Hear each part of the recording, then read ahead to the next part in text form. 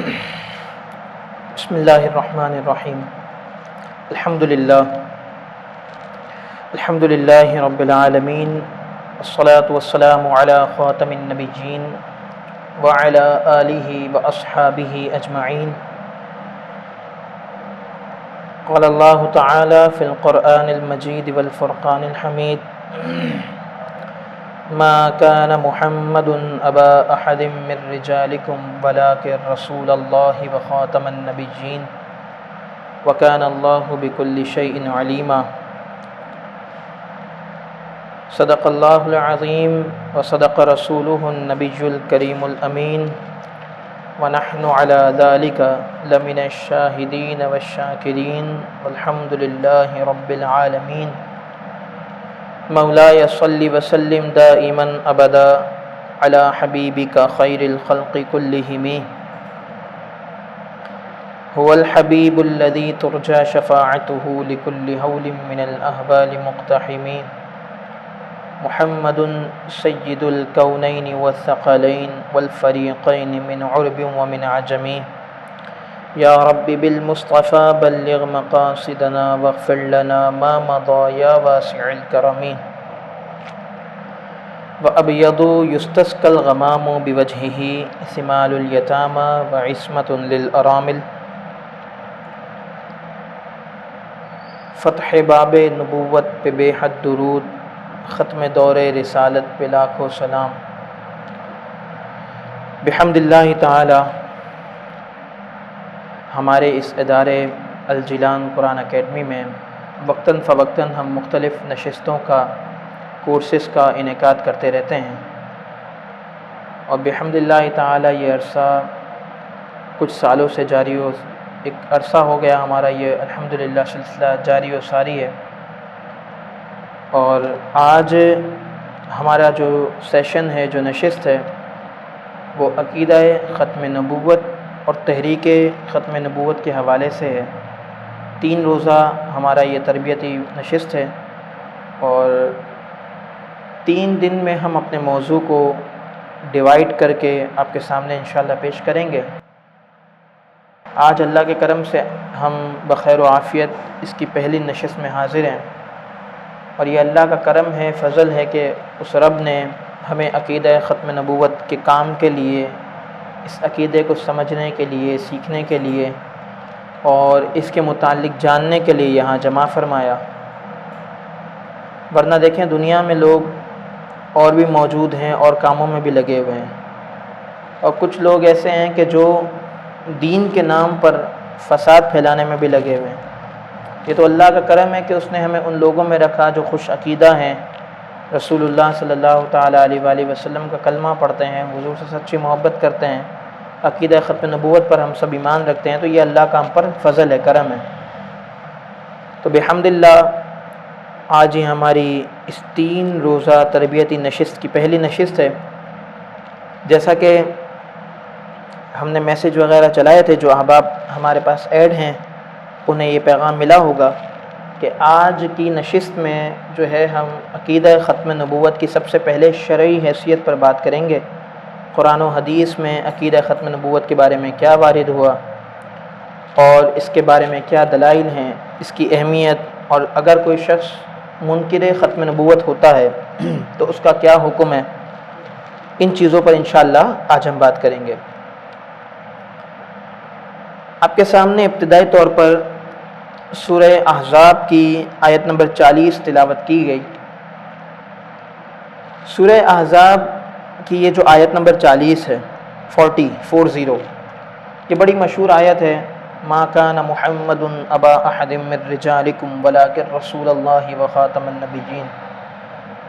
یہ عقیدہ ختم نبوت پر بالکل ظاہر و باہر آیت مبارکہ ہے.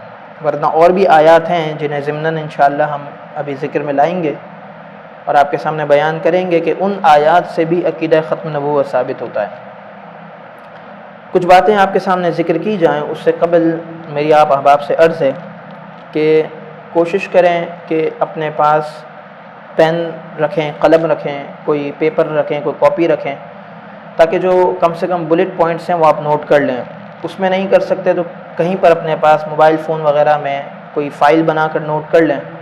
اس کا سب سے بڑا فائدہ یہ ہوگا کہ جب آپ ان بلٹ پوائنٹس کو دیکھیں گے پڑھیں گے تو یہ پوری چیز جو آپ نے 3 دنوں میں سیکھی سمجھی ہوگی نا انشاءاللہ آپ کو ریکال ہو جائے گی. تو انشاءاللہ آیت نمبر 40 سورہ احزاب پر بھی ہم کچھ گفتگو کریں گے اور دیگر آیات پر بھی انشاءاللہ بات کریں گے. اللہ تبارک و تعالی نے ارشاد فرمایا کہ ما کان محمد ابا احد من رجالکم ولکن رسول اللہ و خاتم النبیین، کہ محمد تمہارے مردوں میں کسی کے باپ نہیں، ہاں اللہ کے رسول ہیں اور سب نبیوں کے پچھلے. دیکھیے اب اس آیت مبارکہ میں اللہ تبارک و تعالی نے حضور کو واضح طور پر خاتم النبیین فرمایا. کیا فرمایا؟ خاتم النبیین. اب خاتم النبیین کا معنی کیا ہے، مفہوم کیا ہے، اس کو سمجھنے کے لیے ہمیں اس پورے لفظ کو سمجھنا پڑے گا کہ خاتم النبیین کیا ہوتا ہے. پہلے میں آپ کے سامنے کچھ اقوال رکھتا ہوں مفسرین کے. چنانچہ ارشاد فرماتے ہیں کہ لفظ خاتم النبیین، اس کے متعلق مفسرین فرماتے ہیں کہ اجماع یہ ہے، بولیں اجماع یہ ہے، یعنی سب اس پر متفق ہیں تمام مفسرین، کہ لفظ خاتم النبیین جب ذکر کیا جائے گا تو اس سے مراد یہی ہوگی کہ رسول اللہ صلی اللہ تعالی علیہ وآلہ وسلم ہر حیثیت سے، ہر اعتبار سے آخری نبی ہیں اور حضور کے بعد کوئی بھی نبی کسی بھی جہت سے نہیں آ سکتا. کوئی کسی بھی جہت سے دعویٰ کرے کہ یہ جو ہے وہ ذلی نبی ہیں، بروزی نبی ہیں، ایسے نبی ہیں، غیر تشریعی نبی ہیں، تو یاد رکھیے کہ آقا دو جہاں صلی اللہ تعالی علیہ وآلہ وسلم کا عقیدہ ختم نبوت جو ہمارا ہے، اس کا واضح طور پر مطلب یہ ہے کہ عقیدہ ختم نبوت کا معنی اور مفہوم یہ ہے کہ حضور کے بعد کوئی آخری نبی نہیں آ سکتا. دیکھیں خاتم النبیین کا اگر لفظی معنی ہم ایکسپلین کریں نا، خاتم النبیین کا لفظی معنی یہ بنے گا کہ گروہ انبیاء میں آخری فرد. کیا بنے گا؟ جی. خاتم کا معنی ہوتا ہے کہ کسی بھی جماعت، کسی بھی گروہ کا آخری فرد. ویسے اس کا ایک معنی مہر کے بھی ہوتے ہیں، اس پر بھی انشاءاللہ بھی ہم بات کریں گے، لیکن جب ہم اس کا صحیح طور پر لفظی معنی کریں گے نا تو وہ یہ بنے گا گروہ انبیاء میں آخری فرد. نبیین انبیاء کی جمع ہے، سب سمجھتے ہیں، ٹھیک ہے؟ تو خاتم النبیین آخری فرد انبیاء کے گروہ کا، یعنی آقا دو جہاں صلی اللہ تعالی علیہ وآلہ وسلم کا عقیدہ ختم نبوت بہت زیادہ کوئی گہرے دلائل میں نہ بھی جائے نا، بہت زیادہ کوئی گہرے دلائل میں نہ بھی جائے، صرف اس لفظ خاتم النبیین کو صحیح معنی میں سمجھ لے جو کہ اللہ تعالی نے حضور کے لیے بیان فرمایا سورۃ الاحزاب کی آیت نمبر 40، آیت نمبر 40 میں. تو کچھ گہرے دلائل میں کوئی بھی نہ جائے، صرف عقیدہ ختم نبوت کو سمجھنے کے لیے خاتم النبیین کے لفظی معنی پہ ہی غور کر لے تو اسے عقیدہ ختم نبوت کافی حد تک سمجھ میں آ جائے گا، کافی حد تک بولیں سمجھ میں آ جائے گا. ٹھیک ہے؟ اچھا، اب یہاں پر میں آپ کے سامنے کچھ اور اقوال رکھتا ہوں مفسرین کے. چنانچہ قاضی عیاض مالکی رحمۃ اللہ تعالی علیہ فرماتے ہیں حضور پرنور صلی اللہ تعالی علیہ وآلہ وسلم کے عقیدہ ختم نبوت کو ایکسپلین کرتے ہوئے کہ اللہ تبارک و تعالی کی جانب سے یہ خبر دی گئی کہ حضور پرنور صلی اللہ تعالی علیہ وآلہ وسلم خاتم النبیین ہیں اور وہ تمام لوگوں کی طرف رسول بنا کر بھیجے گئے ہیں، اور امت نے یہ اجماع کر لیا، یعنی امت کا یہ متفقہ فیصلہ ہے کہ یہ آیات و احادیث ان میں جو کچھ بیان ہو رہا ہے حضور کے لیے عقیدہ ختم نبوت، یعنی حضور کے بارے میں ان آیات میں فرمایا جا رہا ہے کہ خاتم النبیین ہے. کیا فرمایا جا رہا ہے؟ خاتم النبیین ہے. اور میں نے آپ کو کیا بتایا کہ خاتم النبیین کا لفظی معنی کیا بنے گا؟ گروہ انبیاء میں آخری فرد. ٹھیک ہے؟ تو گروہ انبیاء میں آخری فرد، خاتم النبیین کا مطلب یہ ہے کہ انبیاء کی جماعت میں حضور سب سے آخری ہیں. تو یہ فرما رہے ہیں کہ امت کا یہ اجماع ہے اور امت نے یہ فیصلہ کر لیا ہے کہ ان آیات میں، اس آیت مبارکہ میں اور جو آیات آپ کے سامنے بھی بیان کی جائیں گی اور اسی طرح جو احادیث آپ کے سامنے بیان کی جائیں گی جس میں حضور کے خاتم النبیین ہونے کا ذکر ہے، تو فرماتے ہیں یہ آیات و احادیث جو کچھ ان کے ظاہری معنی سے پتہ چل رہا ہے نا وہی ان کا اصل معنی ہے. یعنی خاتم النبیین کا ظاہری معنی سے کیا پتہ چل رہا ہے کہ حضور گروہ انبیاء میں آخری فرد ہیں. تو فرمایا یہی اس کا اصلی معنی ہے، کسی کو اس بات کی اجازت نہیں دی جائے گی کہ وہ اس معنی کو توڑ مڑوڑ کر اپنے مطلب کے لیے استعمال کرے، جیسا کہ وہ لوگ کرتے ہیں جنہیں عقیدہ ختم نبوت پر ایمان نہیں ہے، وہ لوگ یہ حرکتیں کرتے ہیں۔ اب وہ کیا کرتے ہیں کہ وہ یہ کہتے ہیں کہ بھائی عقیدہ ختم نبوت کا مطلب یہ ہے کہ اللہ نے حضور کو خاتم النبیین فرمایا، تو خاتم النبیین ہونے کا کہتے ہیں کہ اس کا مطلب یہ ہے کہ یہ کوئی اس سے مراد کوئی مہر ہے۔ خاتم چونکہ میں نے آپ کو بتایا نا کہ انگوٹھی کو کہتے ہیں، پہلے زمانے میں انگوٹھی سے مہر لگائی جاتی تھی، سیل کو بھی کہا جاتا ہے، تو وہ کہتے ہیں کہ خاتم کا معنی ہوتا ہے مہر یا سیل، تو اس کا مطلب یہ ہے کہ حضور خود جو ہے معاذ اللہ مہر لگا کر کسی کو نبی کے طور پر بھیج رہے ہیں، نعوذ باللہ من ذالک۔ تو یاد رکھیے یہاں پر میں آپ کے سامنے ایک اور قول رکھتا ہوں، صحابی رسول حضرت عبداللہ ابن عباس رضی اللہ تعالیٰ عنہ کو، کہ جنہیں امام المفسرین کہا جاتا ہے، جنہیں ترجمان القرآن کہا جاتا ہے، حضرت عبداللہ ابن عباس رضی اللہ تعالیٰ عنہ، اور ہم نے اپنی پچھلی نشستوں میں جو پچھلے کورسز ہمارے ہوتے رہے ان میں کئی مرتبہ یہ بات ریپیٹ کی ہے کہ یہ حضرت عبداللہ ابن عباس رضی اللہ تعالیٰ عنہ وہ شخصیت ہیں کہ جن کے بارے میں حضور نے دعا فرمائی تھی کہ اللہم علمہ القرآن، اے اللہ اسے قرآن کا علم دے دے، ٹھیک ہے۔ تو یہ وہ شخصیتیں، وہ صحابی رسول ہیں، انہیں امام المفسرین کہا جاتا ہے۔ اب حضرت عبداللہ ابن عباس رضی اللہ تعالیٰ عنہ کیا فرما رہے ہیں؟ فرماتے ہیں کہ خاتم النبیین کا یہ معنی ہے کہ اللہ کریم نے سلسلہ نبوت آپ صلی اللہ تعالیٰ علیہ وآلہ وسلم پر ختم کر دیا اور آپ کے بعد کوئی بھی نبی نہیں آ سکتا۔ اسی طرح اگر لغوی معنی کی بات کی جائے تو اگر کوئی یہ کہتا ہے کہ معاذ اللہ اس سے مراد کوئی مہر ہے، تو بھی جو ہے وہ ان کے عقیدے کی کوئی اس پہ دلیل نہیں ملتی۔ وجہ کیا ہے کہ اگر کوئی یہ بھی کہتا ہے کہ اس سے مراد مہر ہے یا سیل ہے، اور اس کا مطلب یہ ہے کہ حضور خود معاذ اللہ نبوت دے کر لوگوں کو بھیج رہے ہیں، تو یہ بھی جھوٹ ہے، کیونکہ اگر اس کے ظاہری معنی پہ آپ غور کریں تو آپ کو یہ پتہ چلتا ہے کہ مہر اور سیل کا مطلب یہ ہوتا ہے کہ اب نبوت کا جو دروازہ ہے وہ سیل کر دیا گیا، بند کر دیا گیا، ٹھیک ہے۔ یعنی ایک انویلپ کو جب ہم سیل کر دیتے ہیں تو پھر کوئی اور چیز اس انویلپ میں نہیں جا سکتی، سمجھ رہے ہیں بات کو؟ اگر کسی اسٹور کو، کسی دکان کو، کسی آفس کو سیل کر دیا جائے تو اس کا مطلب یہ ہے کہ یہاں سے کچھ اندر نہیں جائے گا، کچھ باہر نہیں آئے گا، جو اندر ہے وہ اندر ہی رہے گا، جو باہر ہے وہ باہر ہی رہے گا۔ تو سیل کا اگر معنی بھی لیا جائے تب بھی اس میں ان قادیانیوں کے لیے کوئی دلیل بولے نہیں نکلتی، کیونکہ اس کا بھی ظاہری طور پر معنی یہی نکلے گا کہ عقیدہ ختم نبوت کا مطلب یہ ہے کہ حضور پرنور صلی اللہ تعالی علیہ وآلہ وسلم کی آمد نے نبوت کے سلسلے پر مہر لگا دی، اب کوئی بھی نبی نہیں آ سکتا، صحیح ہے، اس بات کو یاد رکھیے۔ اسی طرح امام ابن جریر طبری رحمۃ اللہ تعالی علیہ کا فرمان، یہ بھی سنیے، بھی بہت اہم ہے۔ فرماتے ہیں کہ آپ صلی اللہ تعالی علیہ وآلہ وسلم اللہ کے رسول ہیں اور خاتم النبیین ہیں۔ کیا ہے بولیں؟ خاتم النبیین۔ اور خاتم النبیین کا ہم نے معنی کیا پڑھا ابھی؟ گروہ انبیاء میں آخری فرد، ٹھیک ہے۔ تو خاتم النبیین ہیں، اللہ کے رسول ہیں، آپ صلی اللہ تعالی علیہ وآلہ وسلم نے تشریف لا کر سلسلہ نبوت کو ختم فرما دیا، اس پر مہر ثبت کر دی، اس پر مہر ثبت کر دی۔ یعنی کوئی مہر کا معنی لیتا بھی ہے تو پھر یہ معنی کریں گے کہ حضور کے آنے نے اس نبوت کے سلسلے پر مہر ثبت کر دی، اور فرماتے ہیں کہ اس کا مطلب یہ ہے کہ اب قیامت تک کوئی بھی نبی نہیں آ سکتا۔ یعنی کوئی یہ نہیں کہہ سکتا کہ حضور علیہ الصلوۃ والسلام ایک وقت کے لیے نبی تھے، اب میں کوئی نیا نبی ہوں، یا میں ذلی نبی ہوں، یا میں بروزی نبی ہوں، یا میں ان کی نبوت کو آگے لے کر چل رہا ہوں، معاذ اللہ۔ یہ سب ڈھکوسلے ہیں اور سب جھوٹ ہیں، کوئی بھی اس طرح کا عقیدہ نہیں رکھ سکتا، جو رکھے گا وہ دائرہ اسلام سے ظاہر سی بات ہے خارج ہوگا، ٹھیک ہے۔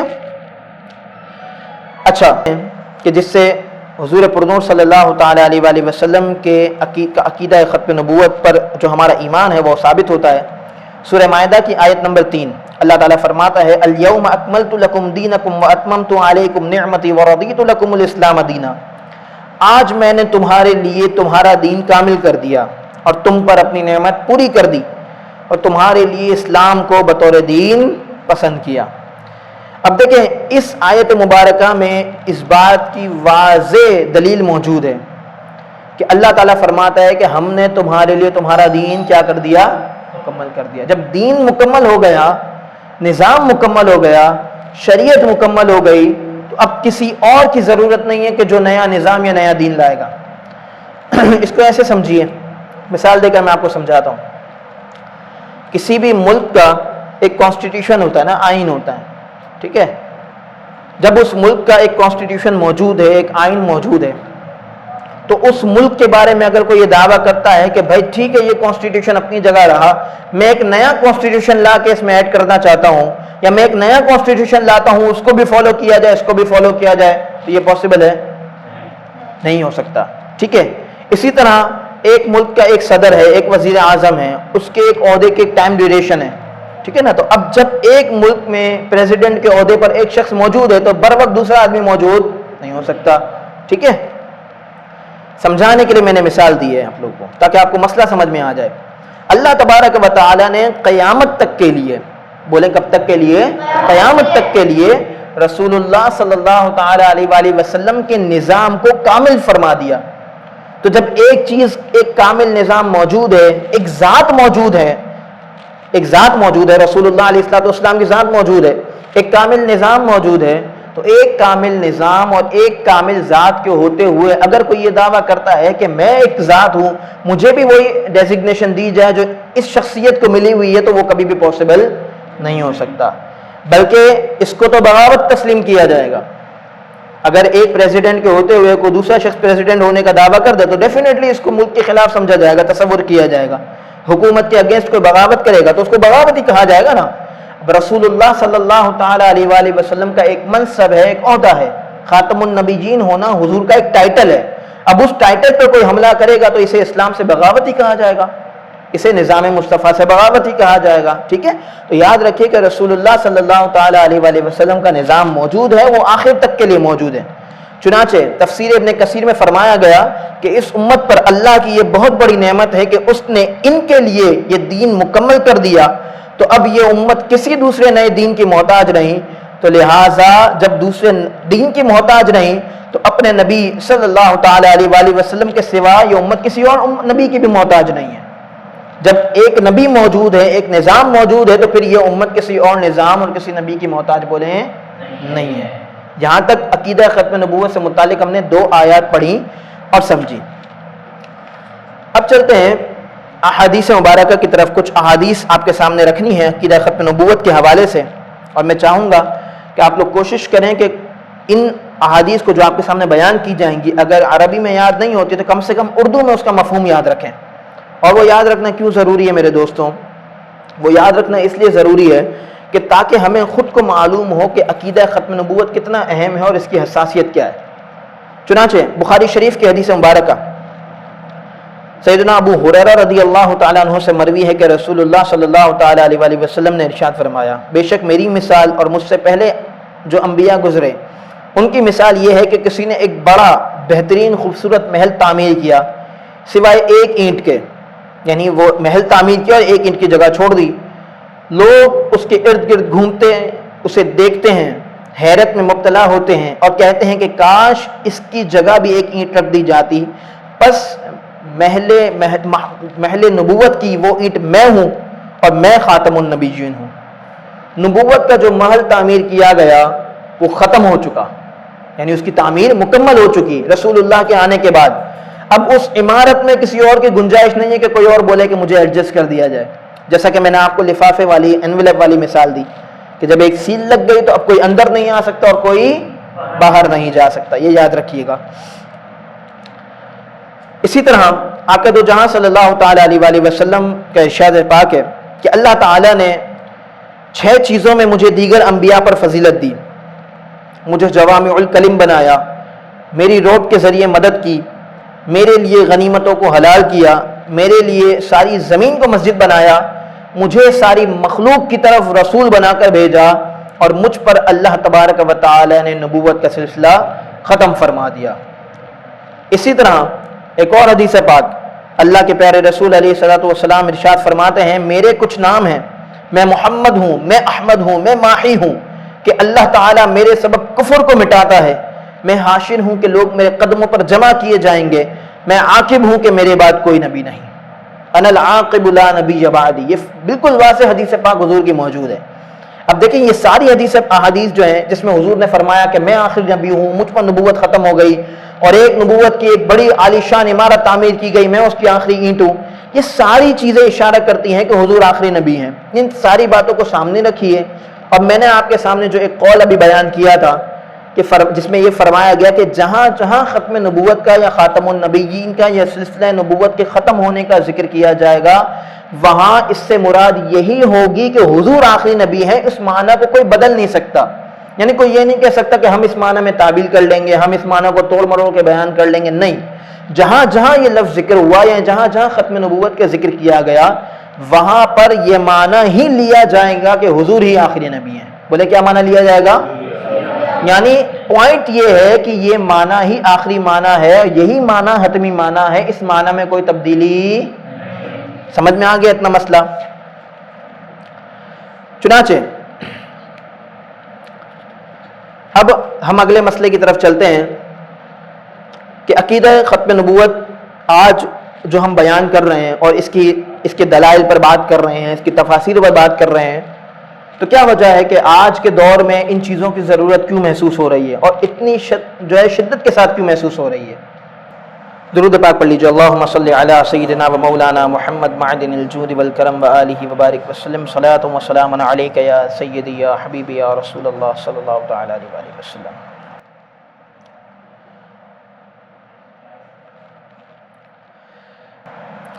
اب چلتے ہیں اپنی اگلی بات کی طرف. وہ یہ کہ آج کے دور میں عقیدہ ختم نبوت پر اتنی زیادہ شدت کے ساتھ بات کرنے کی ضرورت کیوں ہے؟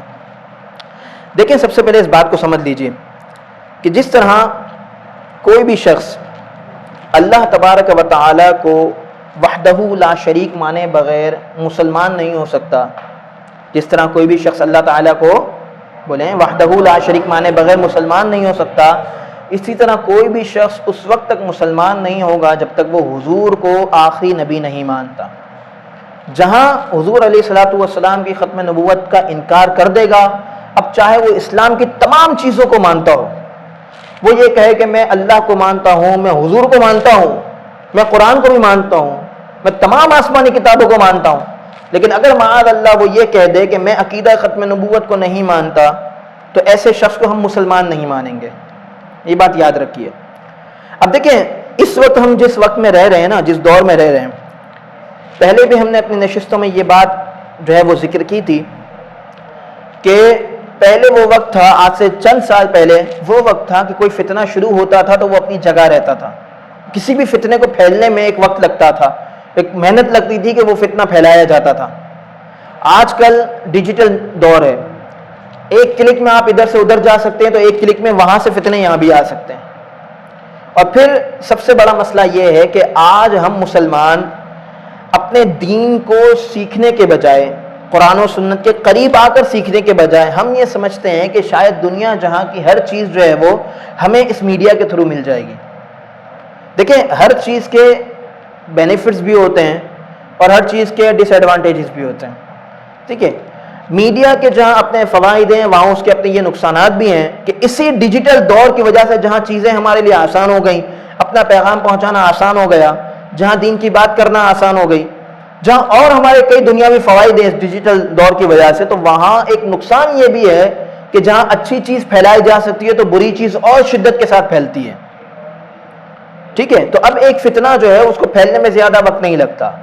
اور پھر آپ دیکھیں, نئے نئے طریقوں سے اور نئی نئی باتوں سے, نئے نئے ہیلے بہانوں سے کسی نہ کسی چیز پر, خاص کر عقیدہ ختم نبوت پر حملہ کیا جاتا ہے اور اس عقیدے کی اہمیت کو کم کرنے کی کوشش کی جاتی ہے.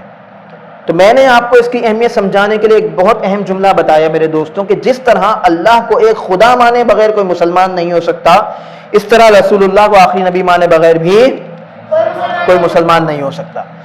اب جب معاذ اللہ کوئی شخص حضور علیہ الصلوۃ والسلام کو نہیں مانتا, آخری نبی نہیں مانتا, اب وہ مسلمان نہیں ہے, اور پھر وہ یہ کہے کہ مجھے ایز اے مسلم ٹریٹ کیا جائے, مجھے مسلمان مانا جائے, اور میری جو ہے وہ مجھے ایز اے مسلم دیگر مسلمانوں کی طرح مجھے آزادی دی جائے, تو آپ مجھے بتائیں کہ کیا یہ پریکٹیکلی پاسبل ہو سکتا ہے؟ ظاہر سی بات ہے, نہیں ہو سکتا. فار ایگزامپل, ایک شخص جو ہے, جیسے میں نے ابھی جو مثال دی تھی اسی کو ہم کیری فارورڈ کرتے ہیں, ایک شخص جو ہے وہ ایک ملک کے آئین کے خلاف سراسر بغاوت کرتا ہے اور ایک باغی کی حیثیت سے رونما ہوتا ہے. اور معاذ اللہ کسی بھی اسلامی ریاست کے خلاف علم بغاوت بلند کرتا ہے، اور پھر بعد میں وہ یہ دعویٰ کرے کہ اگرچہ میں نے علم بغاوت بلند کیا لیکن مجھے اس کا وفادار مانا جائے، ملک کا وفادار مانا جائے، تو کبھی مانا جائے گا؟ جو شخص عقیدہ ختم نبوت کو نہیں مان رہا نا، اس نے اللہ اور اس کے رسول کے خلاف علم بغاوت بلند کیا ہے، اور جب اس نے علم بغاوت بلند کیا ہے تو پھر کیسے وہ یہ سمجھتا ہے یا کیسے وہ یہ دعویٰ کرتا ہے کہ مجھے مسلمان مانا جائے اور مجھے ایز اے مسلم ٹریٹ کیا جائے؟ کبھی بھی نہیں ہو سکتا، ٹھیک ہے؟ اور پھر میرے دوستوں، آج اس ڈیجیٹل دور کی وجہ سے فتنے بہت تیزی سے پھیل رہے ہیں، تو اور ہر بچے کے ہاتھ میں اسمارٹ فون ہے، تو ہمیں اس چیز کو سمجھنے کی ضرورت ہے کہ ہمیں اس عقیدہ ختم نبوت کو کتنا سیریس لینا چاہیے اور اپنی نسلوں میں کتنا سیریسلی اس کو منتقل کرنا چاہیے، ورنہ اللہ نہ کرے ایسا بھی ہو سکتا ہے کہ دنیا سے چلے جائیں گے لوگ جو آج اپنے آپ کو مسلمان کہتے ہیں، صحیح العقیدہ ہیں، دنیا سے چلے جائیں گے، اللہ نہ کرے انہوں نے اپنی اولاد پر توجہ نہیں دی، ان کے نظریے ان کے عقیدے پر توجہ نہیں دی، اپنی اولاد کو اچھا کاروباری تو بنایا، اچھا نوکری پیشہ بھی بنایا، اچھی دنیا بھی پڑھانے بھی چاہیے، وقت کا تقاضا ہے، لیکن ان کے دین پر توجہ نہیں دی، نتیجہ کیا نکلا؟ باپ دنیا سے چلا گیا، بچہ معاذ اللہ گمراہ ہو گیا، بددین ہو گیا، مرتد ہو گیا، نعوذ باللہ۔ اور آپ کو حیرت ہوگی سن کر کہ ہماری سوسائٹی میں اب ایسی مثالیں آنا شروع ہو چکی ہیں۔ ہم شاید یہ سمجھتے ہیں کہ ہم اگر اپنے سرکل میں ہیں تو ہمارے سرکل سے باہر کچھ نہیں ہے، تو ایسا نہیں ہے، آپ کے سرکل کے باہر ایک وسیع و عریض دنیا ہے کہ جو آپ کو کھانے کے لیے بیٹھی ہوئی ہے۔ تو اس فتنوں سے بچانے کے لیے اس چیز کو سمجھنا ضروری ہے میرے دوستوں کہ ہم عقیدہ ختم نبوت کو مانتے ہیں، الحمدللہ، ماننے کے ساتھ ساتھ اسے سیکھنا بھی ضروری ہے، اس کی اہمیت جاننا بھی ضروری ہے۔ جیسا کہ میں نے آپ کو ایک مثال بتائی کہ سورہ احزاب کی آیت نمبر 40 میں خاتم النبیین کا لفظی معنی بدل کر لوگوں کو گمراہ کرنے کی کوشش کی جاتی ہے اور اپنے آپ کو صحیح ثابت کرنے کی کوشش کی جاتی ہے، اور اپنے اداروں میں یہ لوگ یہی آیت لکھ کر اس کا معنی بدل کر لوگوں کو بتاتے ہیں، کہتے ہیں ہم تو اس آیت کو مانتے ہیں، مسلمان جھوٹ بولتے ہیں۔ جب آپ کرے دیں گے تو پتا چلے گا کہ آیت کو تو ماننے کا دعویٰ کر رہے ہیں، لیکن حقیقت میں جو آیت کا معنی ہے اس سے انکاری ہیں، اور یہ بات ہم پیچھے سمجھ چکے کہ اس آیت کا جو ظاہری معنی ہے وہی اس کا معنی مراد لیا جائے گا، اس میں تبدیلی نہیں کی جائے گی، ٹھیک ہے؟ اچھا، اب اس میں دیکھیں ایک اور بات میں آپ کو بتاؤں، انبیاء کرام علیہ السلام کے جو اوصاف ہوتے ہیں، وصف جو ہے نا، وصف یہ دو طرح کا ہوتا ہے۔ کتنی طرح کا ہوتا ہے؟ دو طرح کا۔ ایک ہوتا ہے وصف عام اور ایک ہوتا ہے وصف خاص۔ وصف عام کیا ہوتا ہے؟ یعنی ایسی کوالٹی، ایسی خوبی جو بہت سارے لوگوں میں پائی جاتی ہو، مثلا بہادر ہونا، خوبصورت ہونا، اچھی آواز والا ہونا وغیرہ ذالک، یعنی ایسی خصوصیات جو بہت سارے لوگوں میں پائی جاتی ہوں وہ وصف عام کہلاتی ہیں۔ لیکن ایسی خصوصیت جو کسی ایک میں ہی پائی جاتی ہو، جو کسی ایک میں ہی پائی جاتی ہو اور اس کے علاوہ کسی اور میں نہ پائی جاتی ہو، تو وہ کہلاتا ہے وصف خاص۔ ایک خاص کوالٹی جو ایک اسپیسیفک ذات کے لیے مختص ہے، جیسا کہ حضور پرنور صلی اللہ تعالی علیہ وآلہ وسلم کا رحمت للعالمین ہونا، خاتم النبیین ہونا، یہ وصف خاص جو ہے نا، اس میں کوئی بھی شریک نہیں ہو سکتا۔ اب دیکھیں صاحب بار شریعت صدر الشریعہ بدر الطریقہ مفتی امجد علی اعظمی صاحب رحمۃ اللہ تعالی علیہ فرماتے ہیں کہ محال یعنی ناممکن ہے کہ کوئی شخص حضور جیسا ہو، یعنی حضور کا مثل ہو، کہ جو کسی وصف خاص میں اپنے آپ کو حضور جیسا بتائے گا۔ وصف خاص کا مطلب پتہ ہے نا آپ کو، کہ وہ کوالٹی جو کسی ایک ذات میں ہو، جیسا کہ رحمت للعالمین ہونا یا خاتم النبیین ہونا۔ تو فرماتے ہیں کہ جو کسی وصف خاص میں اپنے آپ کو حضور کا مثل بتائے گا، حضور جیسا بتائے گا، تو وہ یا تو گمراہ ہوگا یا کافر ہوگا۔ اب اگر کوئی حضور علیہ الصلوۃ والسلام کے بعد اپنے آپ کو خاتم النبیین کہے گا تو اس کا حکم کیا بنا؟ کافر بنے گا، ٹھیک ہے؟ خاتم النبیین کا انکار کرنے والا تو کافر ہے پکا، کیا بنے گا؟ کافر بنے گا، یاد رکھیے۔ تو ایسا وصف جو حضور پرنور علیہ الصلوۃ والسلام کے لیے خاص ہے وہ وصف خاص کہلائے گا۔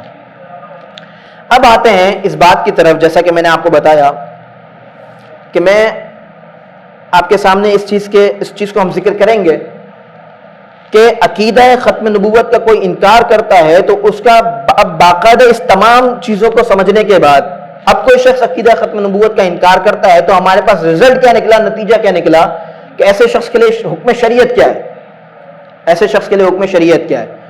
تو یاد رکھیے، متفقہ طور پر ہمارے اکابرین نے فرمایا کہ جو شخص آقا دو جہاں صلی اللہ تعالی علیہ وآلہ وسلم کی حیات ظاہری میں یا آپ کے وصال کے بعد کسی دوسرے شخص کو نبی مانے یا نبی ہونا جائز جانے یا نبی ہونے کا گمان بھی رکھے، نبی ہونے کا گمان بھی رکھے. That's the point. یہ بہت سمجھنے کی بات ہے. سنیے گا دوبارہ. اگر کوئی شخص حضور علیہ الصلوۃ والسلام کی ظاہری حیات مبارکہ میں یا آپ کے وصال کے بعد کسی دوسرے شخص کو نبی مانے یا نبی ہونا جائز جانے یا نبی ہونے کا گمان بھی رکھے یا کسی اور کے نبی ہونے کا جو ہے معمولی سا احتمال بھی رکھے، تو ایسا شخص دائرہ اسلام سے خارج ہے، اس لیے کہ آقا دو جہاں صلی اللہ تعالی علیہ وآلہ وسلم کو آخری نبی ماننا یہ اسلام کے بنیادی عقائد میں سے ہے. چنانچہ امام فخر الدین رازی رحمۃ اللہ تعالی علیہ چنانچہ فرماتے ہیں کہ جو شخص نبی کریم صلی اللہ تعالی علیہ وآلہ وسلم کو آخری نبی مانے اور آخری نبی ماننے کا انکار، جو شخص حضور کو آخری نبی ماننے کا انکار کر دے تو وہ مسلمان نہیں ہے، اس لیے کہ آقا دو جہاں صلی اللہ تعالی علیہ وآلہ وسلم کو آخری نبی ماننا یہ ضروریات دین میں سے ہے. اسی طرح حضرت ملا علی قاری حنفی رحمۃ اللہ تعالی علیہ فرماتے ہیں کہ ہمارے نبی کریم صلی اللہ تعالی علیہ وآلہ وسلم کے بعد کوئی بھی شخص کسی بھی ذریعے سے دعوی نبوت کرے گا یا کسی بھی طرح دعوی نبوت کرے گا تو ایسا شخص دائرہ اسلام سے خارج قرار پائے گا. یہ بات بالکل واضح طور پر ہم نے سمجھ لی کہ کوئی بھی شخص عقیدہ ختم نبوت کے معنی میں تبدیلی کرنے کی کوشش کرے، آیت کے مفہوم میں تبدیلی کرنے کی کوشش کرے، یا معاذ اللہ ان احادیث کا غلط معنی بیان کر کے لوگوں کو گمراہ کرنے کی کوشش کرے، یا ڈائریکٹلی انڈائریکٹلی کسی بھی طرح کسی ایسے شخص کو مانتا ہو کہ جو حضور کے بعد نبوت کا دعوے دار ہو، یا معاذ اللہ خود نبوت کا دعوے دار ہو، یا نبی ہونا جائز جانتا ہو، یا نبی ہونے کا گمان بھی رکھتا ہو، تو ایسا شخص دائرہ اسلام سے خارج ہے. جیسا کہ میں نے آپ کے سامنے 2-3 عبارات بھی پڑھ دی اور آپ کے سامنے ایک جنرل شرعی حکم بھی بیان کر دیا. تو یہ 2-3 چیزیں ابھی ہم نے سمجھی. نمبر 1، عقیدہ ختم نبوت کا شرعی معنی، عقیدہ ختم نبوت کے متعلق آیات اور اس کا مفہوم اور منکر کا حکم. اب دیکھیں، آقا دو جہاں صلی اللہ تعالی علیہ وآلہ وسلم کے بعد کوئی بھی نیا نبی نہیں آ سکتا یا کسی بھی نئے نبی آنے کا گمان بھی نہیں رکھا جا سکتا. اب امام اعظم رضی اللہ تعالیٰ عنہ کا ایک واقعہ آپ کے سامنے بیان کرتے ہیں. امام اعظم رضی اللہ تعالیٰ عنہ کے زمانے میں ایک شخص نے دعوی نبوت کیا تھا. بولے کیا کیا تھا؟ دعوی نبوت، نبی ہونے کا دعویٰ کیا. کچھ لوگ اس سے دلیل طلب کرنے گئے، تو چنانچہ امام اعظم رحمۃ اللہ تعالی علیہ نے فرمایا کہ جو شخص اس سے دلیل بھی مانگے گا نا، اس شخص سے دلیل بھی مانگے گا کافر ہو جائے گا، کیونکہ اس دلیل مانگنے کے سبب مصطفیٰ جان رحمت صلی اللہ تعالی علیہ وآلہ وسلم کے فرمان کی تکذیب ہو رہی ہے. جیسا کہ میں نے آپ کو بتایا کہ نبی ہونے کا گمان بھی نہیں رکھا جا سکتا. بولے اب دیکھیں، جب تک ہم چیزوں کو سیکھیں گے نہیں نا تو یہ باریکیاں ہمیں آئیں گی نہیں. نبی ہونے کا جب گمان بھی نہیں رکھا جا سکتا تو امام اعظم فرماتے کہ جب گمان ہی نہیں ہے، پاسبل ہی نہیں ہے، تو پھر ہم نبوت کی دلیل ہی کیوں مانگیں؟ دلیل وہ مانگنے جائے گا نا کہ جس کے دل میں کچھ گمان ہوگا کہ شاید معاذ اللہ کچھ ہو جائے، کہ شاید یہ کوئی اللہ کا نبی ہوگا، نعوذ باللہ من ذالک. یہ اس طرح باتیں کی جاتی ہیں نا کہ دلیل تو دیکھ لو، بات تو سن لو، ان کی دلیل تو دیکھ لو. بھائی دلیل بھی نہیں دیکھنی ہم نے. کیوں نہیں دیکھنی؟ کیونکہ گمان بھی نہیں ہے یہاں پر نبوت کا. آقا دو جہاں صلی اللہ تعالی علیہ وآلہ وسلم کا آخری نبی ہونا اتنا اٹل ہے کہ اس پر گمان بھی نہیں ہے. جب گمان بھی نہیں ہے، یقین کامل ہے، تو پھر دلیل کی بھی ضرورت نہیں ہے.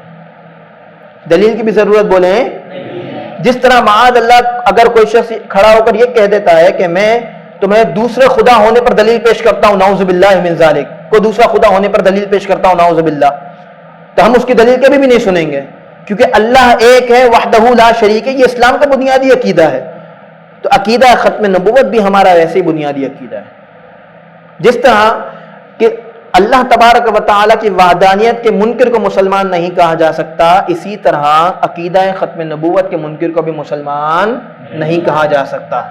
تو اب عقیدہ ختم نبوت کا معنی بھی سمجھ لیا ہم نے، آیات سمجھ لی ہم نے، احادیث سمجھی ہم نے، حکم سمجھا، اور اب مسئلہ ہم نے یہ سمجھا کہ عقیدہ ختم نبوت کا جو منکر ہے یا جو دعوی نبوت کر رہا ہے اس سے دلیل بھی نہیں مانگی جائے گی اور اس کی دلیل بھی نہیں لی جائے گی، نہ ہی سنی جائے گی.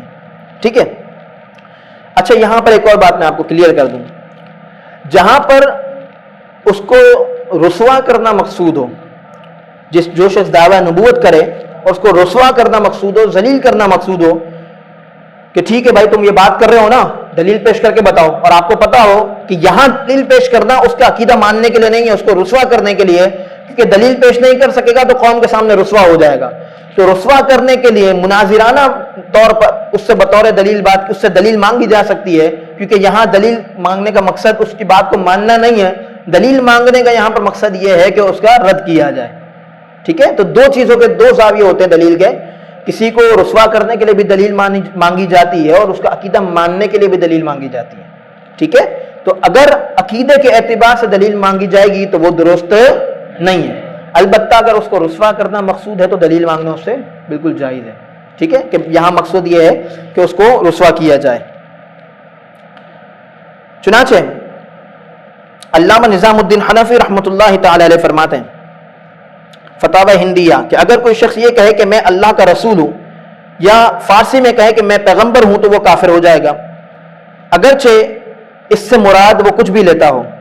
اور اگر اس کہنے والے سے کوئی معجزہ مانگے گا تو کہا جائے گا کہ معجزہ مانگنے والا بھی کافر ہو جائے گا. جیسا کہ میں نے آپ کو بتایا ابھی تعریف میں، ابھی حکم میں، کہ عقیدہ ختم نبوت اتنا اٹل ہے کہ اس کے بعد نبی آنے کا گمان بھی نہیں ہو سکتا. یہ میں چیزوں کو بار بار پیچھے سے لنک اس لیے کر رہا ہوں تاکہ آپ لوگوں کو مسئلہ سمجھ میں آ جائے. اصل چیز یہ جب پیچھے سے چیزیں لنک ہوں گی تو مسائل انشاءاللہ آپ کو یاد ہو جائیں گے. اب دیکھیں ایک اور چیز کی طرف میں آپ کی توجہ دلانا چاہتا ہوں، وہ یہ میرے دوستوں کہ جیسا کہ میں نے آپ کو ابھی بتایا کہ میڈیا کے ذریعے اچھی بری ہر چیز ہمارے سامنے آتی ہے. آج کل ہمارے معاشرے میں سلو پوائزن کی طرح ایک یہ زہر بھی گھولا جاتا ہے، خاص کر ان لوگوں کی طرف سے کہ جن کے دلوں میں ان قادیانیوں کے لیے، منکرین ختم نبوت کے لیے کوئی نرم گوشہ ہوتا ہے، یا وہ لوگ اپنے آپ کو ظاہری طور پر تو مسلمان بتا رہے ہوتے ہیں لیکن ان کی باتیں ایسی ہوتی ہیں کہ جو اسلام پر دلالت نہیں کر رہی ہوتی، یا ان کی باتیں ایسی ہوتی ہیں کہ ایسا لگتا ہے کہ معاذ اللہ ان کا کوئی اسلام سے واسطہ یا تعلق ہی نہیں ہے. اور عقیدہ ختم نبوت کے اٹل اور حتمی ہونے کے باوجود، اور آئین پاکستان میں بھی اس کا ذکر ہونے کے باوجود، اب آئین میں اس کا ذکر کب ہوا، کیسے ہوا، وہ سب ہم آگے جا کے انشاءاللہ تیسری نشست میں ڈسکس کریں گے. تو آئین میں اس کا ذکر ہونے کے باوجود، شریعت مطہرہ میں بالکل واضح اٹل حکم ہونے کے باوجود، ان کے لیے نرم گوشے نکالنا اور ان کے لیے ہمدردی کی باتیں کرنا اور ہمدردی کے پہلو بیان کرنا، یہ بالکل ایسا ہی ہے کہ جیسا کہ میں نے آپ کو بغاوت والی مثال دی کہ ایک شخص جو ہے وہ ایک ملک کے خلاف، ریاست کے خلاف بغاوت کرے اور کوئی شخص اٹھ کر باغی کی حمایت کر دے. تو میں نے آپ کو بتایا نا کہ عقیدہ ختم نبوت کے منکرین جو ہیں یہ اللہ رسول کے اور اسلام کے باغی ہیں. ان کی حمایت مطلب اللہ رسول سے بغاوت، اور ان سے بغاوت مطلب اللہ رسول سے حمایت. تو اب بندہ سوچ لے کہ اسے اللہ رسول کی حمایت چاہیے یا ان کی حمایت چاہیے. ان کی حمایت سے ہو سکتا ہے شاید دنیا مل جائے، چند سال اچھے گزر جائیں، شاید کہیں کا ویزا مل جائے، کہیں کا گرین کارڈ مل جائے، اٹ ہیپنس، ہوتا ہے. لیکن جس کو جنت کا گرین کارڈ چاہیے اور جنت کا ویزا چاہیے نا، وہ ان کی بغاوت کرے گا اور اللہ رسول کی بولے کیا کرے گا، حمایت کرے گا. اور میں یہاں پر ایک اور بات بھی بتاؤں کہ ہمارے ہاں یہ جو ڈیجیٹل میڈیا کا دور ہے، سوشل میڈیا کا دور ہے نا، اس کا ایک بہت بڑا مسئلہ یہ بھی ہے کہ کچھ لوگ کہ جن کے فالوور زیادہ ہوتے ہیں، جن کے سننے والے زیادہ ہوتے ہیں، جن کے سبسکرائبر زیادہ ہوتے ہیں، تو وہ اپنے آپ کو اپنے نظام میں بہت بڑا دانشور سمجھ رہے ہوتے ہیں، اور وہ پھر ہر معاملے میں، چاہے اس معاملے کا تعلق ان کی فیلڈ سے ہو یا نہ ہو، خاص کر دینی امور میں، دینی معاملات میں بہت زیادہ تبصرے کرتے ہیں. اب پھر کوئی بھی بات ہو، کوئی بھی مسئلہ ہو، وہ یہ سمجھتے ہیں کہ بس ہمیں موقع ملنا چاہیے اسلام کے خلاف، مسلمانوں کے خلاف زہر اگلنے کا. اور ایسے لوگ ہیں جو یہ کر رہے ہوتے ہیں. اسی طرح وہ لوگ قادیانیوں کے بارے میں بھی ہلکی بات، قادیانیوں کے متعلق بھی ایسی باتیں کر رہے ہوتے ہیں. اب ہمارے نوجوان جو کچے ذہن کے ہوتے ہیں، جنہوں نے عقیدہ ختم نبوت کو پڑھا، سیکھا، سمجھا نہیں ہوتا، ان کی جان سازیوں کا معلوم نہیں ہوتا، ان کے گند بھرے عقیدوں کا معلوم نہیں ہوتا، ان کے کتنے گندے اور غلیظ عقیدے ہیں، یہ کل کی نشست میں ہم آپ کے سامنے ذکر کریں گے، ان کے کتنے گندے اور غلیظ عقیدے ہیں، پھر آپ کو اندازہ ہوگا کہ یہ ان سے اتنی نفرت کیوں ہے.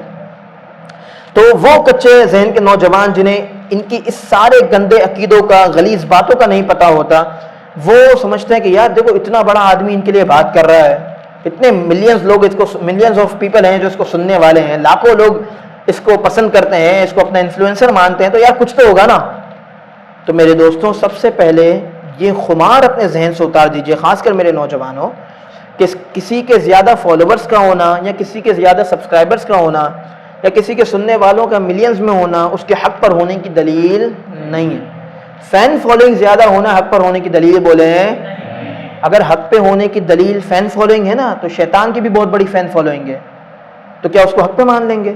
بالکل بھی نہیں مانیں گے، ٹھیک ہے؟ فین فالوئنگ ہے نا شیطان کی، جتنے کفار ہیں وہ سب اسی کے کھاتے میں تو ہیں۔ ہماری فین فالوئنگ تو اللہ رسول کے ساتھ ہے، ٹھیک ہے؟ ہم تو اللہ رسول کو فالو کرتے ہیں نا، لیکن جو کفار ہیں وہ تو شیطان کو فالو کرتے ہیں، تو وہ تو شیطان کے فالوورز کہلائیں گے نا، آپ سمجھ رہے ہیں؟ تو کسی کے فالوورز کا زیادہ ہونا یا کسی کا بات کرنے کا انداز بڑا میٹھا ہونا، چکنی چپڑی باتیں کر دینا، اس کے حق پر ہونے کی دلیل نہیں ہوتی۔ اب دیکھیں، ہمارے ہاں ایک اور بھی کانسیپٹ آج کل دیا جاتا ہے کہ بھائی آپ کون ہوتے ہیں انہیں کافر کہنے والے؟ کیا کہا جاتا ہے؟ آپ کون ہوتے ہیں انہیں کافر کہنے والے؟ یا یہ کہا جاتا ہے کہ بھائی آپ انہیں کافر نہ کہو، ہو سکتا ہے کہ وہ مسلمان ہو جائیں۔ تو پہلے تو اس کے متعلق جو ہے نا وہ دلیل سمجھ لیجئے۔ آپ کے سامنے میں جو ہے وہ مسئلہ بیان کر دیتا ہوں کہ ہمارے اکابرین نے اس حوالے سے کیا مسئلہ بیان کیا، توجہ کے ساتھ سنیے گا کہ جو شخص کافر ہو اس کے بارے میں ہم کیا بیان کریں گے اور کیا عقیدہ رکھیں گے۔ چنانچہ فرماتے ہیں کہ مسلمان کو مسلمان اور کافر کو کافر جاننا یہ ضروریات دین میں سے ہے۔ کس میں سے ہے؟ یاد رکھیے کہ ضروریات دین وہ چیزیں ہوتی ہیں کہ جنہیں ماننا ضروری ہوتا ہے، تب بندہ مسلمان ہوتا ہے۔ یہ میں نے بالکل آسان سہل تعریف کی آپ کے سامنے، ٹھیک ہے؟ تو فرماتے ہیں کہ مسلمان کو مسلمان اور کافر کو کافر جاننا ضروریات دین سے ہے۔ اگرچہ ہم کسی کی نسبت یہ نہیں کہہ سکتے کامل طور پر کہ اس کا خاتمہ کفر پر ہوگا یا ایمان پر ہوگا، کیونکہ خاتمہ کس پر ہوگا یہ اللہ جانتا ہے، لیکن جب تک جو شخص مسلمان ہے اسے مسلمان ہی کہا جائے گا، اور جب وہ کافر ہے تو اسے کیا کہا جائے گا؟ کافر کہا جائے گا۔ یعنی مراد یہ ہے کہ بندہ جس وقت جس حالت میں ہے نا، اس کی اس حالت کا اعتبار کیا جائے گا۔ بھئی گندم جب تک گندم ہے اسے گندم کہا جائے گا، اسے روٹی نہیں کہیں گے۔ جب وہ پس کر آٹا بن جائے گی تو کیا کہیں گے؟ آٹا، گندم نہیں کہیں گے، سمجھ رہے ہیں؟ جب آٹے سے روٹی بن جائے گی تو ہم کیا کہیں گے؟ گندم نہیں کہیں گے یا آٹا نہیں کہیں گے۔ مینز یہ کہ چیز جو اپنی اصلی حالت میں ہے نا، اسے وہ کہا جائے گا جو اس کی اس وقت اصل کنڈیشن ہے۔ جب چیز اپنی کنڈیشن بدل لے گی تو ہم اس کا نام بھی بدل لیں گے، جیسا کہ گندم، آٹا، روٹی مثال میں نے آپ کو سمجھا دی نا۔ تو بندہ جب تک مسلمان ہے اسے کیا کہا جائے گا؟ مسلمان، اور جب تک کافر ہے اسے کافر کہا جائے گا، اور یہ ضروریات دین میں سے۔ کس میں سے ہے؟ کوئی اگر معاذ اللہ کسی کے بارے میں یہ عقیدہ رکھتا ہے نا کہ کافر ہے اور اس کو کافر نہیں کہتا، یا معاذ اللہ جو ہے وہ کسی قادیانیوں کو وہ کافر نہیں کہتا، تو پھر ایسا شخص جو ہے وہ دار اسلام سے خارج ہو جائے گا خود۔ سنیے ذرا، قاضی ایاز مالکی رحمۃ اللہ تعالی علیہ شفا شریف میں فرماتے ہیں اس بات پر اجماع ہے، اس شخص کے کفر پر اجماع ہے کہ جو یہود و نصارہ کو یا مسلمانوں کے دین سے جدا ہو جانے والے کو کافر نہ کہے۔ مسلمان کے دین سے جدا ہو جانے والے کو، یہود و نصارہ کو جو کافر نہ کہے، ایسے شخص کے کفر پر تمام مسلمانوں کا اجماع ہے۔ اور پھر یا یہ کہے یا اس کے کافر کہنے میں توقف کرے یا شک کرے۔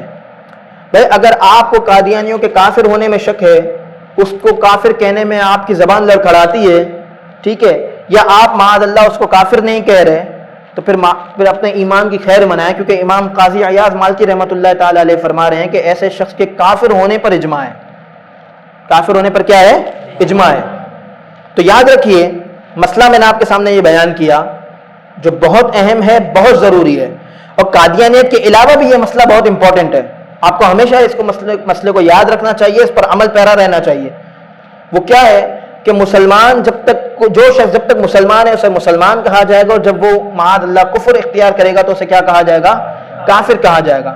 کسی کافر کے بارے میں کوئی شخص یہ کہے کہ آپ اس کو مسلمان نہ، اس کو کافر نہ کہو، آپ ان کو کافر کہو گے تو ان کی دل آزاری ہوگی، تو بھائی ہم ان کو کافر ہی کہیں گے، وہ کافر ہیں۔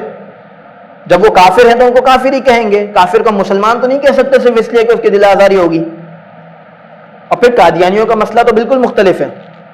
قادیانیوں کے تو اور معاملات بھی ہیں جو ہم آگے چل کے ڈسکس کریں گے انشاءاللہ. شرعی اعتبار سے ان کے جو عقائد و نظریات ہیں اس نے جو غلاظتیں اپنی کتاب میں لکھی ہیں. پھر آئین پاکستان ان کے بارے میں کیا کہتا ہے وہ سب ہم ڈسکس کریں گے.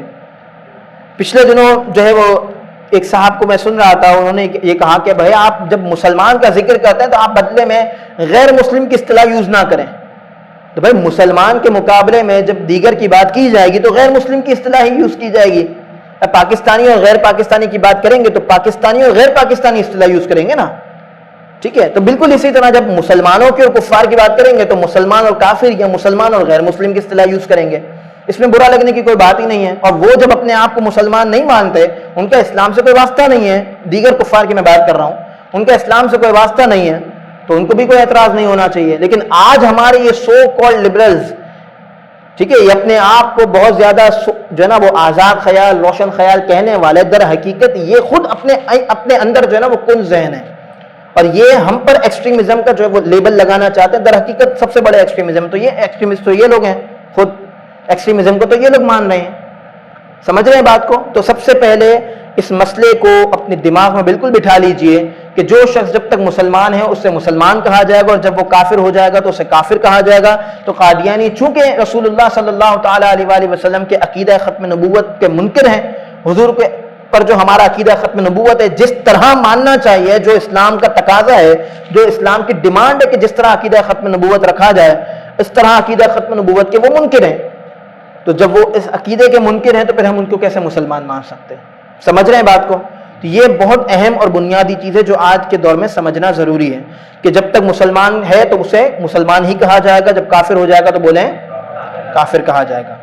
اور اسی طرح مسلمان کے اگینسٹ جب نان مسلم کی اصطلاح یوز کی جائے گی تو وہ بھی بالکل درست ہوگی. یہ میں نے آپ کے سامنے ساری چیزیں بیان کر دی. اب دیکھیں ایک اور بات ہم بیان کرتے ہیں بس, پھر اس کے بعد ہماری آج کی نشست ختم ہوگی. وہ یہ کہ عام طور پر یہ کہا جاتا ہے کہ بھائی اس وقت جو ہے وہ مسلمانوں کے حالات ایسے ہیں کہ مسلمان مغلوب ہیں اور معاملات ایسے ہیں, خاص کر پاکستان کے حالات بڑے خراب ہیں, تو آپ جو ہے وہ قادیانیوں کے لیے نرم گوشہ رکھیں, ان کو کچھ نہ کہیں, ان کے بارے میں کوئی بات نہ کریں تاکہ ہمیں یورپ سے سپورٹ ملے, اس سے ملے, اس سے ملے. سب سے پہلے تو دیکھیں یاد رکھیے کہ مسلمان کی سب سے بڑی سپورٹ اللہ اور رسول ہیں. اگر ہم خود بحیثیت مسلمان, بحیثیت قوم اپنی روش سے ہٹ گئے اور آج ہم پر یہ سب کچھ مسلط ہے تو اس میں غلطی تو ہماری اپنی ہے.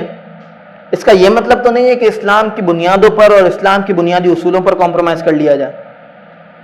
آقا تو جہاں صلی اللہ تعالیٰ علیہ وآلہ وسلم کا جب ظاہری وصال شریف ہوا, مسلمان بالکل جو ہے وہ ظاہری طور پر بکھر گئے تھے. آقا تو جہاں صلی اللہ تعالیٰ علیہ وآلہ وسلم سے محبت و عقیدت ایسی تھی. سیدنا صدیق اکبر رضی اللہ تعالیٰ عنہ نے مسلمانوں کو سنبھالا, آپ کو متفقہ طور پر تمام صحابہ نے مسلمانوں کا نائب اور خلیفہ بنایا. آپ رضی اللہ تعالیٰ عنہ منصب خلافت پر فائز ہوئے. مسلمہ کذاب جس نے حضور علیہ الصلوۃ والسلام کے زمانے میں حضور کی بارگاہ میں خط بھیج کر یہ کہا تھا کہ مجھے اپنی نبوت میں شریک کر لینا, نعوذ باللہ, اور اس شخص کو حضور نے خود کذاب کا لقب دیا تھا, مسلمہ کذاب. اس شخص کے خلاف صحابہ نے سیدنا صدیق اکبر رضی اللہ تعالیٰ عنہ کے دور حکومت میں, دور خلافت میں جہاد کیا. حالانکہ اس وقت ظاہری حالت یہ تھی کہ سیدنا صدیق اکبر رضی اللہ تعالیٰ عنہ کو یہ مشورے بھی دیے گئے کہ آپ ابھی وقتی طور پر ان کے خلاف جہاد نہ کریں, لیکن آپ رضی اللہ تعالیٰ عنہ نے اس عقیدہ ختم نبوت پر کمپرومائز کرنے والوں کے خلاف علم جہاد بلند کیا. اور کیسا علم جہاد بلند کیا کہ جنگ یمامہ میں صحابہ اکرام علیہم الرضوان نے اپنی قربانیاں پیش کی, اپنی جانیں پیش کی, حفاظ صحابہ نے اپنی جانیں پیش کی, لیکن یہ نہیں سوچا کہ حفاظ صحابہ شہید ہو جائیں گے, بڑے سینئر صحابہ شہید ہو جائیں گے, اور اس وقت مسلمانوں کو جو ہے وہ پبلک پاور کی نیڈ ہے, مسلمانوں کو ضرورت ہے, قحط الرجال ہے, حالات خراب ہیں. کچھ نہیں سوچا صحابہ اکرام نے, خاص کر سیدنا امیر المؤمنین صدیق اکبر رضی اللہ تعالیٰ عنہ نے یہ سب نہیں سوچا.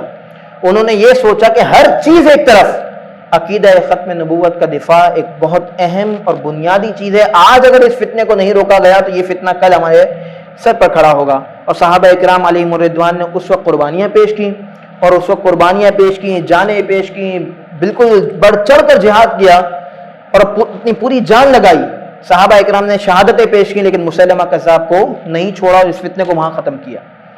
تو دوستوں یہاں سے سبق ہمیں کیا ملتا ہے؟ ہمیں سبق یہ ملتا ہے کہ ہمارے انفرادی اجتماعی حالات کتنے بھی خراب ہوں, ٹھیک ہے حالات خراب ہیں ہم بھی مانتے ہیں, لیکن ہمارے انفرادی اجتماعی حالات کتنے بھی خراب ہوں, اس کا یہ مطلب نہیں ہے کہ ہم اپنی دنیا کے چند سال اچھے کرنے کے لیے اپنی بیس پر کمپرومائز کر لیں، اپنے عقیدے پر کمپرومائز کر لیں، اپنے نظریے پر کمپرومائز کر لیں۔ رسول اللہ صلی اللہ تعالیٰ علیہ وآلہ وسلم سے محبت کا تقاضا یہی ہے نا کہ وقت، حالات، دور کیسا بھی ہو، عقیدہ ختم نبوت پر بالکل ویسا ہی ایمان رکھا جائے گا جیسا قرآن و سنت کی ڈیمانڈ ہے۔ اللہ کریم ہم سب کو عمل کرنے کی سعادت اور توفیق عطا فرمائے۔ دوران گفتگو کوئی غلطی کوتاہی ہوئی ہو تو اللہ کریم معاف فرمائے۔ آمین۔ وآخر دعوانا ان الحمد للہ رب العالمین۔